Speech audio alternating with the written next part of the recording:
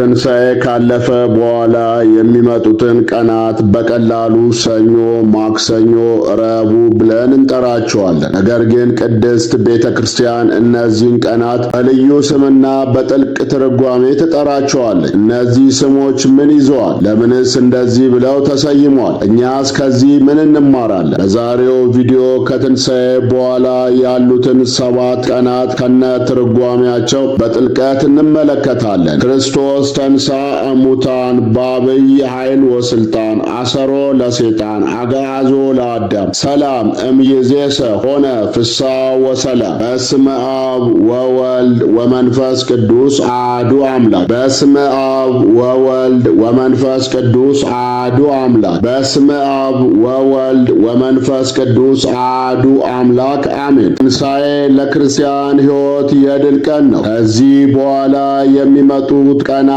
ግን በቀላሉ የሚቆጠሩ ቀናት አይደሉም። እያንዳንዱ ቀን ከመንፈሳዊ ምስጢር ጋር ይያያዛል። ሰኞ ማዕዶት ይባላል። ማዕዶት ማለት መሻገር፣ ማለፍ ማለት ነው። በዚህ ዕለት በፋሲካችን በክርስቶስ ትንሣኤ ከድቅድቅ ጨለማ ወደሚደንቅ ብርሃን፣ ከሞት ወደ ሕይወት፣ ከሲኦል ወደ ገነት፣ ከአሳር ወደ ክብር መሻገራችንን እናስባለን። ማክሰኞ ቶማስ ይባላል። በዚህ ዕለት ሐዋርያው ቅዱስ ቶማስ ጌታን አይቶ የማመኑና ጌታዬና አምላኬ ብሎ መመስከሩ ይዘከራል። ረቡዕ አልዓዛር ይባላል። በዚህ ዕለት ትንሣኤና ሕይወት የሆነው ጌታ ኢየሱስ ክርስቶስ አልዓዛርን ከሞት እንዳስነሳው እናስባለን። ክርስቶስ የሞትን ሥልጣን የሻረ የሕይወት ራስ፣ የመቃብርን ሥርዓት ያጠፋ፣ በትንሣኤ ያረገ ንጉሥ መሆኑን እንመሰክራለን። ሐሙስ አዳም ይባላል። በዚህ ዕለት ለአዳም የተሰጠው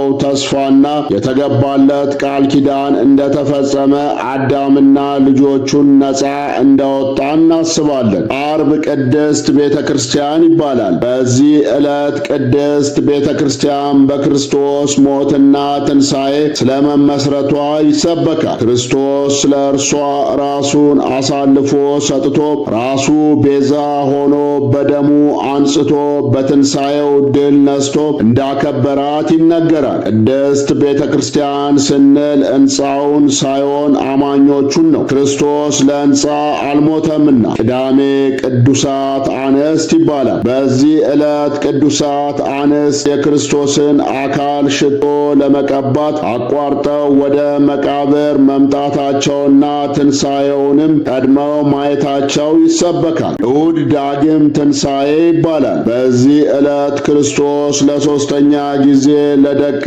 መዛሙርቱ ተገልጦ ሰላምን መስበኩና ሥልጣን መስጠቱ ይሰበካል። እንግዲህ ከትንሣኤ በኋላ ያሉት ቀናት በስም ብቻ የሚጠሩ አይደሉም። እያንዳንዱ ቀን መንፈሳዊ ትርጓሜ ይዟል። ከማዕዶት እስከ ዳግም ትንሣኤ ሁሉም የሕይወት ጉዞአችንን ይገልጹልናል። አነሳስቶ ላስጀመረን አስጀምሮ ላስፈጸመን ለልዑል እግዚአብሔር ክብር ምስጋና ይግባው።